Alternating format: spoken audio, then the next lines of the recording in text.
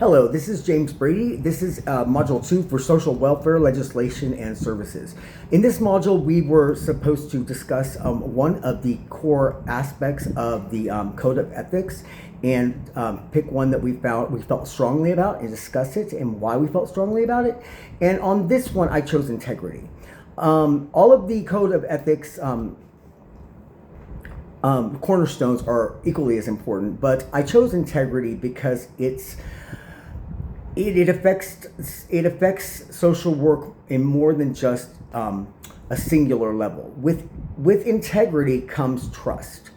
Integrity means that you practice what you preach, you do the right things, that are ethically sound, lawful, and in the benefit for society, and also what is ruled out by your organization. Such as, say you have you got into social work and you wanted to help your people in the LGBT community, and you wanted to get equal rights for those people. The integrity is there, but to maintain the integrity is earned, and here's how it's earned.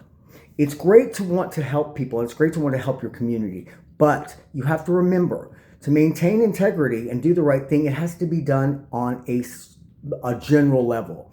You cannot pick and choose and decide, well, I feel strongly about my community, and this person is coming in for housing, say, and their application is up with another person that's up for the same studio apartment that they've been both waiting about the same time for, and one of them just happens to be somebody that is part of the LGBT community, and the other one isn't. If you were to go and choose based on your own personal feelings the person in the LGBT community, because that's who you initially wanted to serve, and you choose that and you didn't evaluate them fairly, you are not practicing integrity. You are actually doing a disservice to yourself, to the community, and to other people, because it builds resentment, it's not fair, and it's not right. Integrity is the value of holding all of that and holding yourself accountable, no matter what your personal beliefs are. It's essential because it keeps the flow of things in the right order, and it helps the people that it's supposed to help. When the integrity is not there, and you're not practicing what you preach, and you're not living according to the general good of society, and you're only going in to help yourself or your own small segment of society, it's going to backfire on you. It's going to hurt somebody. It's also going to damage the reputation of the community that you might be serving. It's also going to damage your reputation. And with that being said, the reputation is everything. You carry that with you your whole life, and you practice it your whole life. You should practice it your whole life. You should have a core sense of values as to who you are and what you stand for. And you should never let those things sway, no matter what kind of financial gain you might get or what kind of ego boost you might get. Rather, I know we see this society that happens a lot right now in our own government, but good always prevails, and good is always the path to the high integrity people get things done a lot quicker than people that are shady, because what they do is they put a spoke in the cycle and they slow things down. The laws and the ethics are there for a reason, and when followed with the utmost integrity and holding yourself accountable, you make the most change, and you also get the most amount of trust in people who may support you financially for the endeavor you're trying to do, or your own personal clients in a micro level. So I chose integrity for that one reason. As an example of how it may pertain in the workplace, I think I gave that a second ago. Say I'm a new hire at a community where they're doing housing, and they transferred all of the applicants over to me, and I was the person who decided who was going to get the next available apartment on the list.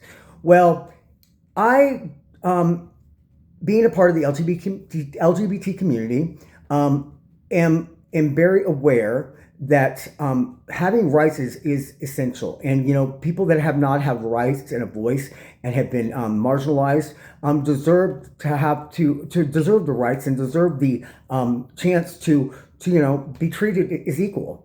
However, if I were to go in and choose an applicant based on that, even though that was not the next person that should get that assistance, that takes us backwards. And it doesn't do myself service, it doesn't do the client service because it builds resentment, and it doesn't do my community service because it makes us look like we're liars and that we're deceitful. This is not something that keeps the flow of society going. You do what's right for the general good of society. And eventually, when you continue doing that, you will see that your integrity will make things happen for everyone. And you'll see people thrive because of it.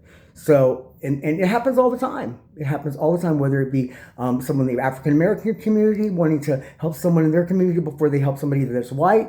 It happens all the time. Or whether it be, happened for years, the white community trying to, help other white people and while marginalizing, other, like the Black community, the African American community. These are not something that should be taken lightly. These are things that we're trying to progress from and make ourselves better because of past things that have happened. So integrity is everything. Hold yourself to high values and make your judgments and your decision making only with the utmost care in dealing with the good of everyone involved, not just what your community may be a part of. Thank you.